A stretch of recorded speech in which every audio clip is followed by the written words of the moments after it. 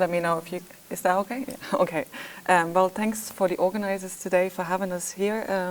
We're very excited really to tell you all about our collaboration or this partnership to revive Ireland's linguistic legacy.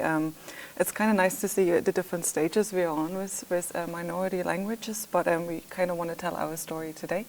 My aim is to give an overview and context, while Brian is actually diving much deeper into the making of an Irish language dialect repository.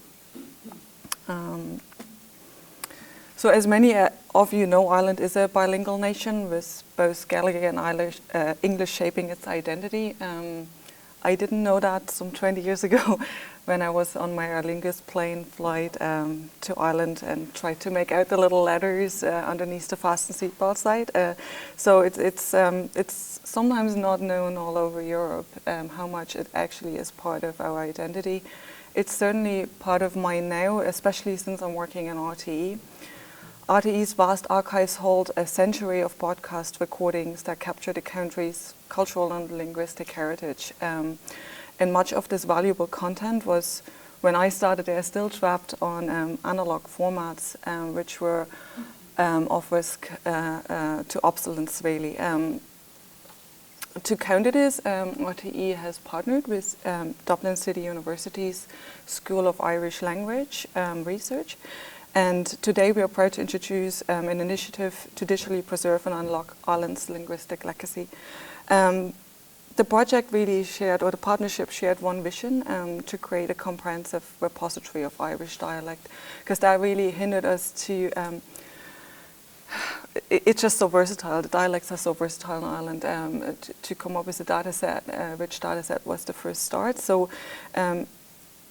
So to achieve this really required, on one hand, the capturing the rich diversity of Irish dialects with in-depth analysis and identification, and on the other, converting those kind of fragile analog recordings into a vast digital data set, which we know is needed to train the bot. As we will hear shortly, the project opens up exciting new possibilities for machine learning, AI-driven linguistic research, leveraging speech recognition, dialect classification and natural language processing, of much of which we have seen yesterday already, and so many great examples, but I'm going to bore you with some analog graphs here really today. Before we dive into the project, I would actually just like to talk a little bit about the key partners of this. So Radio Telefís Éireann began podcasting in 1926, so radio podcasting in 1926, introducing bilingual content early on. We kind of saw enthusiasts going out, capturing early dialects, recordings on back cylinders, and preserving the voices of last speakers of now extinct dialects from remote regions. By 1972, RTE was broadcasting radio programs in several Irish dialects, especially from the regions of Munster, Connacht, Ulster, via RFM station radio in Galtachta. DCU, Fiontagus Raghallaigh, is a faculty in Dublin City University, focused on Irish language and cultural research. They have, like in my mind, two successful initiatives, which include Loganim and Canúint.ie, which are registry for Irish place name and Irish people name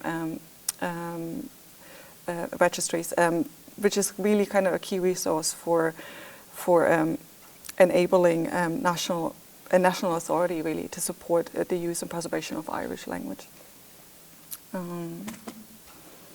So our project to achieve this was no small feat. Since the late 2010s, 2018 really, RTE has worked to make its extensive audio archives digitally accessible. And originally they were recorded on magnetic tape, shellac, optical discs, and these recordings have been preserved now digitally through a large-scale digitization effort. Some of you may remember my presentation 2 years ago when I was at the thick of it, like giving you some kind of fun facts and numbers about the volumes of that really and what that entailed. I have another figure today, which is the hours, which we could actually measure after it was digitized.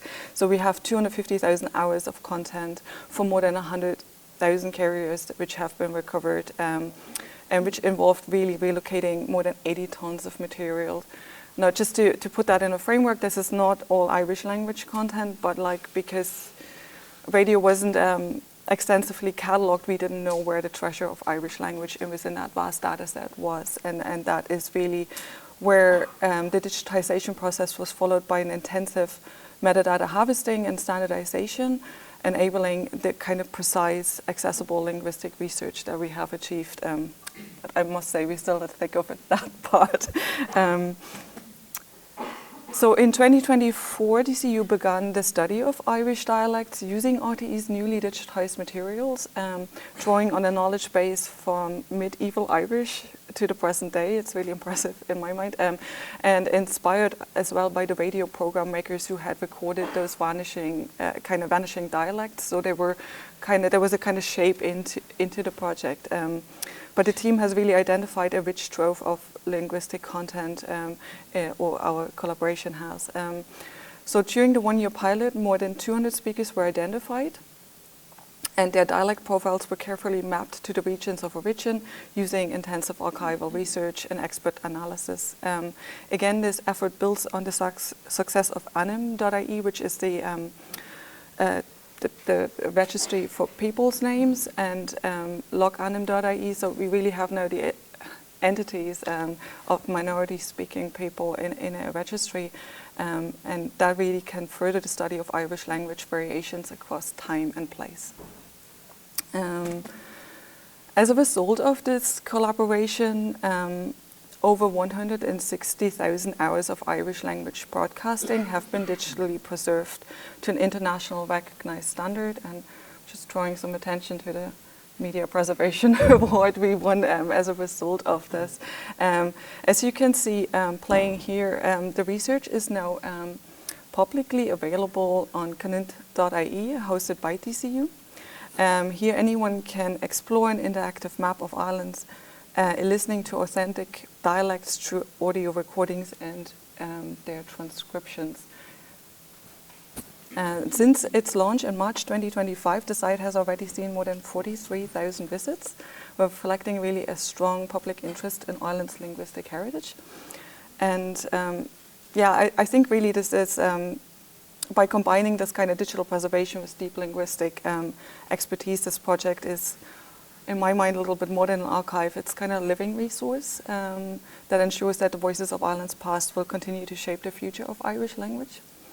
And I'd like to hand over now to my colleague Breen, who will share more on the methodologies, discoveries, and future applications of this resource. Thank you.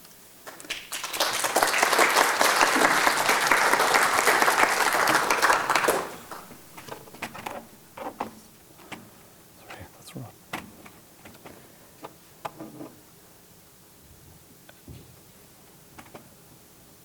Sorry, that's. So thanks everyone, and thanks for the invitation, and thank you, Anja. So from here, I will go into a little more detail as to what this new resource, Canúint.ie, is, why it was needed, how we created it, how it works, and how we believe it will be impactful. I will finish with a short demo if I have time, and some concluding thoughts on possible future work. So what is Canúint.ie? Well, we named the new resource a repository of Irish dialects. We believe it's more than that. The user interface allows users to interact with this curated archival material in a number of ways. Firstly, it is indeed a dialect repository. What we mean by this is a place where you will find curated dialectal examples of spoken Irish. In Irish, we refer to it as a taisce, which evokes the value of the material to be found within. A sort of treasure trove. And secondly, it is a searchable multi-dialect audio lexicon.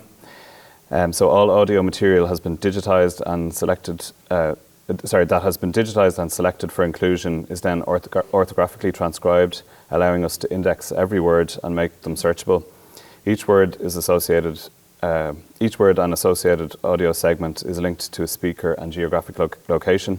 This allows us to assign major and micro dialects to every instance of every spoken word.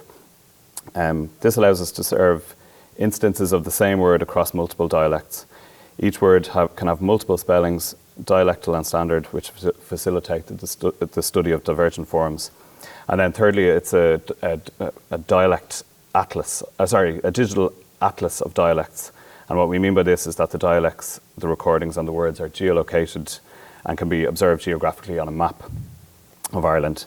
The major dialects are geolocated according to the historic baronies of Ireland and linked to the place names database of Ireland, Linguistic.ie, that Anja mentioned. And so let's move on from there.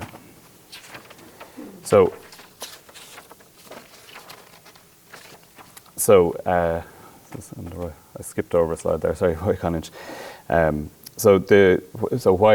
Canúint.ie? The Irish language has been spoken on the island of Ireland for around 2,500 years and has been written down for around 1,500 years. A great number of dialects have emerged from this heritage, and unsurprisingly, standard Irish orthography does not account for all of this variation. This is why it is important to be able to listen to the language being spoken. Moreover, whether you're a native speaker, a learner, or a linguist, everyone who engages with Irish must contend with the rich diversity and complexity of its dialects.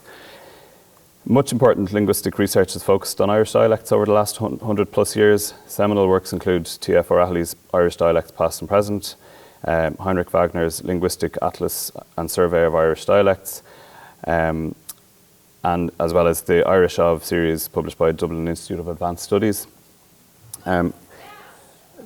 This research on traditional dialects relied on fieldwork notes, but in some cases benefited from field recordings, some of which survive. For example, the Wilhelm Dugan recordings held by the Royal Irish Academy and available at Dugan.ie comprise 400 tracks recorded in Ireland between 1928 and 1931, covering 17 counties. The Dublin Institute of Advanced Studies Glore collection comprises recordings from 1949 to 1975 and covers 7 counties. And the National Folklore Collection has a large number of recordings from across the country dating back to the 1930s, which are currently being digitised.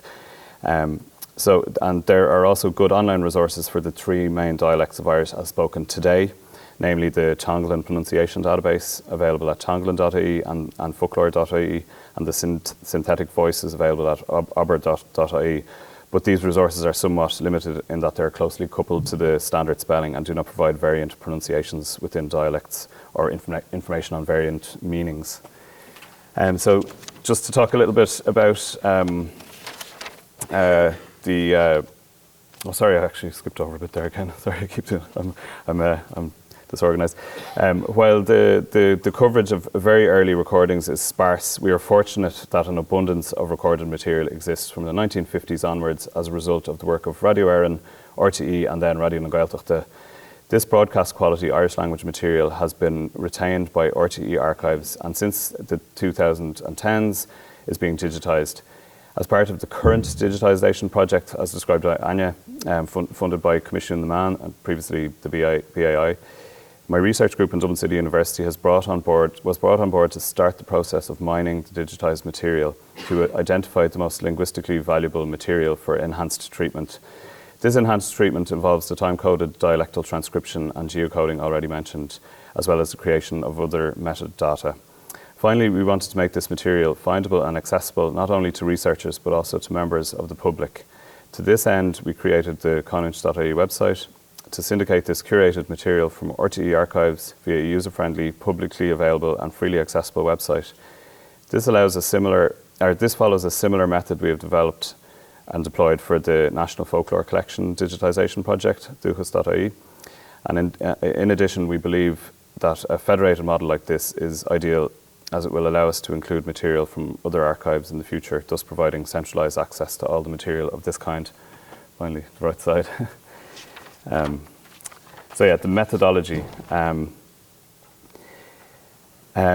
So I'll talk a little bit about the methodology we use to create the dataset that is served via Canúint.ie.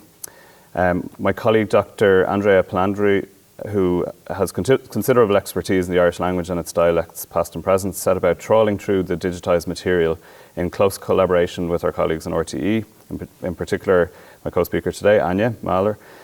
Our search was guided by a number of Irish language broadcasters with expert knowledge in the RTE Irish language back catalogue, namely Ian Lee, Martin Tom Hionin McDonagh and Dahi Tamora. The first phase of Canúint.ie was launched in March of this year. and made available 200 curated audio clips from the RTE archives. The initial collection includes a selection of recordings from the RTE radio archives chosen based on the fluency of the speakers and their linguistic backgrounds. It showcases the richness of the Irish language as captured over 7 decades of radio broadcasting. Included in this collection are interviews conducted by figures such as Prunchis Ó Cúnluain, Seamus Ennis, Andreas Ó Gallagher and Pádraig Tyres for Radio Éireann in the 1950s and 60s, as well as later recordings by Micheál O'Shea, Pádraig O'Cahán, Martin McDonagh and Timlin O'Carney for Radio na Gaeltachta from the 1970s onwards. And the launch featured 62 hours of audio material in its first release, and transcriptions were at 17% of the 62 hours at the time of launch and will be updated regularly. So yeah, this, because we're talking about manual transcription here, it's slow progress. I'll come back to that.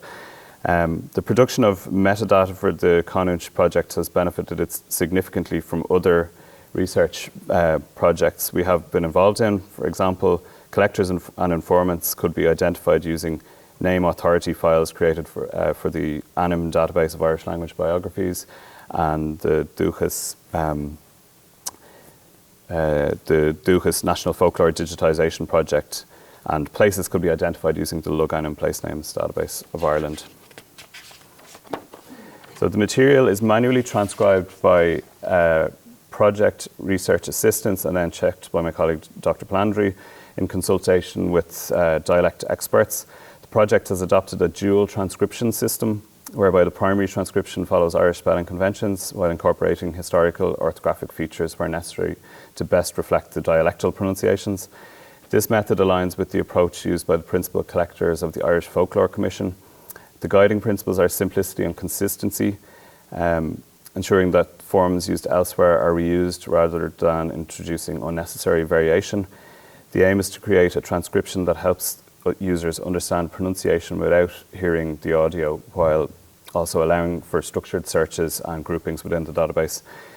Each word is tagged with a speaker ID, linking to the speaker profile that includes key metadata such as birth year, occupation, place of origin, and other significant locations associated with the speaker's life. Whenever possible, these profiles are cross-referenced with Dúchas and ANIM, while all places are linked to Lug-ANIM. Conversion from dialectal transcription to standard spelling was done automatically using a tool developed by Professor Kevin Scannell in St. Louis University, known as an Caidanahor, or the standardizer.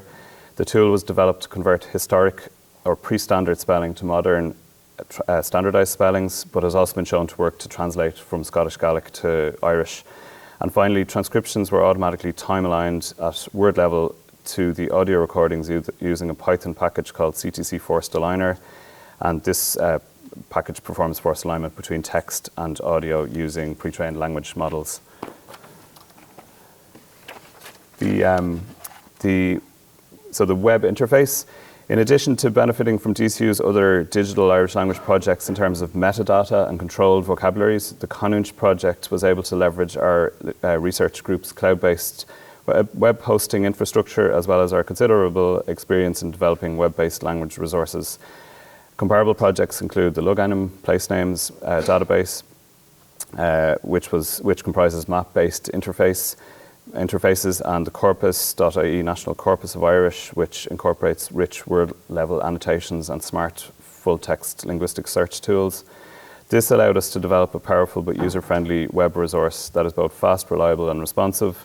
All of our websites are fully bilingual to serve both the Irish-speaking and English-speaking communities, as well as fast full-text search. The geocoding of dialects, recordings, speakers and words allows us to present the material on a map of Ireland. And most importantly, it allows us to generate distribution maps of the pronunciation of variant forms of words. The time-aligned transcriptions allow us to present the recordings and their transcriptions to users in a way that is extremely accessible and user-friendly, even where the dialect is unfamiliar to the user. And all of these features are fully responsive, so can just as easily be used on a small screen. Just to talk a little bit about the impact of this, we believe, so as we have alluded to, we believe this resource constitutes a valuable contribution to science and learning First and foremost, the process of digitization and preservation is of paramount importance, so that this immensely valuable and relatively sparse material is protected into the future. Secondly, the process of enriching the material with transcriptions and metadata and making it available on a website that leverages the multimodal audio-textual data and rich metadata contributes to making the material findable and accessible. Preliminary analysis of the RTE data has already uncovered examples of interesting or rare phonological, morphological and syntactic phenomena. This sort of data will provide new insights into how the Irish language has evolved over time, as well as how it varied and varies geographically. There is also potential for this data to impact research and development in language technology, specifically automatic speech recognition, ASR, and text-to-speech synthesis, TTS, two key components of generative AI. Much work has been done on these technologies for Irish by researchers at Trinity College Dublin, but this work could be enhanced with the inclusion of historic Irish dialects. This could be realised with access to older data, such as the Canúint data. This would also benefit the Canúint project by potentially speeding up the transcription process. Of course, much work has yet to be done around the ethics and legalities of this in terms of who should have access to this data and what they can use it for. Currently, the archival recordings made available from the RTE archives on the Canúint.ie website are copyright of RTE and are made available on the site for public access, research and study purposes. The transcripts on the site are copyright of DCU and are made available for public access and research purposes under a Creative Commons attribution share-alike license. If you use data from the site or refer to a particular recording or transcript, you must acknowledge this and provide attribution. We believe that making the material available in this way not only opens it up to researchers, teachers and learners, but gives access back to the communities from where the native speakers came from.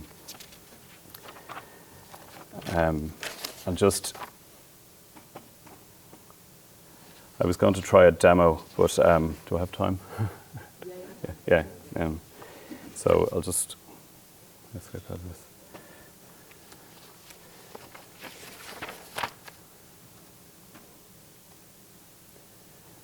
See if I can do this.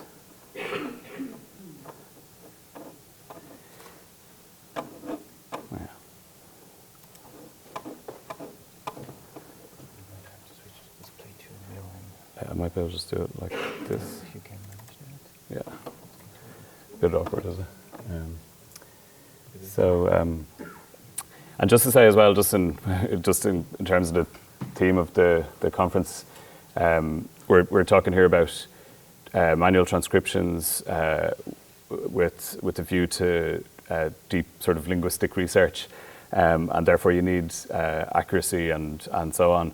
But that's not to rule out the use of ASR for this work, where you can speed up the work using automatic speech recognition, or indeed you can transcribe this material for information retrieval purposes, and then separately do in-depth kind of dialectal transcriptions. But just a quick demo of the site if it works, and then I'll just conclude after that. I have one more slide, I think. So this is the homepage. You've got links to our other projects here and links to information here, and there's an Irish language or an English language interface. This is the English language interface. On the homepage, you've got a map of the dialects, and you also have a list of dialects organised by province. Some of these names look ridiculous in English, but their Gaelic names are usually in Irish only, but there are English language forms. And we've used the historic baronies to categorise the dialects, because there's no, when you get down below the major dialect level, there's no real consensus on what the names of the different dialects are. So we've just linked them to the historic baronies for convenience, and in a lot of cases it works quite well. And then if you click on a particular, I'll go into Kirkagena in Kerry. If you click on when you click on a particular dialect, you get a new map which gives you a list of townlands for which there are recordings in the repository. That's on the map, and then to the right you have a list of all recordings for this dialect. And if I click on the Blasket Island,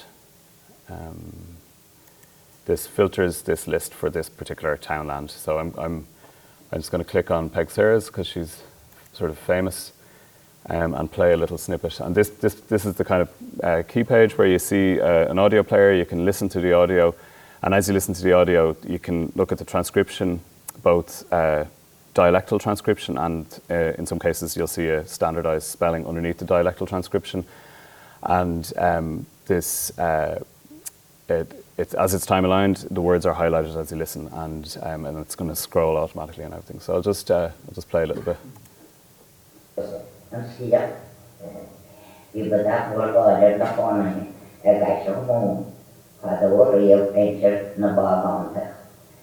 Pagana no Palestina at the P.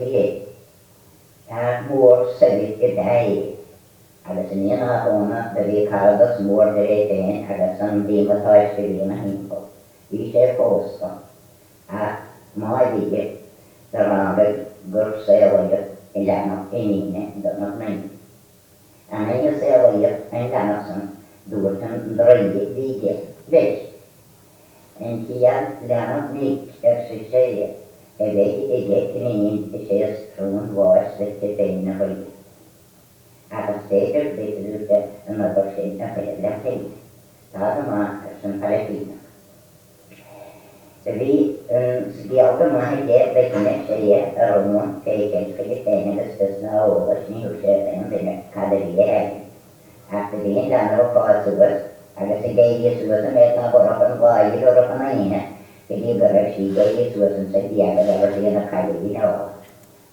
So this is a material, there are fantastic examples in the repository of material that have been previously unavailable, and not only that, but they're really inaccessible to most people. So now with this kind of interface, you can listen and you can read and you can understand and access this really, really rare and valuable material. And then just to finish on the demo, you can also do, as I mentioned, it's a kind of a lexicon as well. So you can search any particular word, and the words are linked by the standard spelling. But then you'll if you search for this is the word cuil for slender or narrow, and if it sort of illustrates the difference between the dialects well. You can see the 3 different dialectal spellings, and you can filter for them. But this one is, and what happens here is you get a snippet from the recording, just the snippet where that word occurs. It doesn't always work because of bad force alignment, but it usually does. So you can hear just that type of pronunciation of that word in context. Sorry, I can't. Yeah. Just. So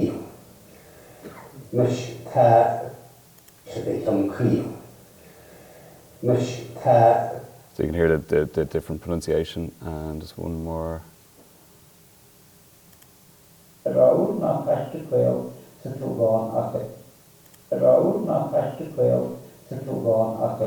So that's and that just as I say, you can drill into sort of each word and compare across dialects. And now see if I can escape this. Actually, I think that's that's. How do I go back to presenter mode here?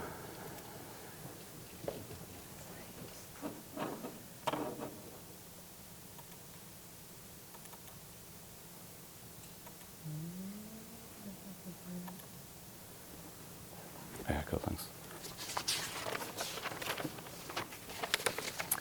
So, and just finally, where to from here? First and foremost, we will continue transcribing the material we have and publish transcriptions on an ongoing basis. We plan to further involve distributed native speakers and dialect experts located in Gaeltacht areas in this work. As part of this, we will continue to develop transcription methods and documentation. We also hope to add further collections to Canúint.ie, such as those mentioned above, if funding permits. Secondly, we are already planning new features for version 2 of the website. In particular, we will be making the search function smarter. This will be done on 2 fronts. As part of the search algorithm, we'll handle things like lemmatization, initial mutations, spelling mistakes, and so on. And we've done this on our other websites. We just haven't had time to implement it on this yet. We have the building blocks, as Griff said, to do this for Irish. And by further enriching the data, we will handle things like related concepts, divergent meanings, and lexical variation. Perhaps one of the most important future develops will be the addition of public audio transcription tools to facilitate crowdsourced transcription. And I know Wales and Scotland are working on similar projects.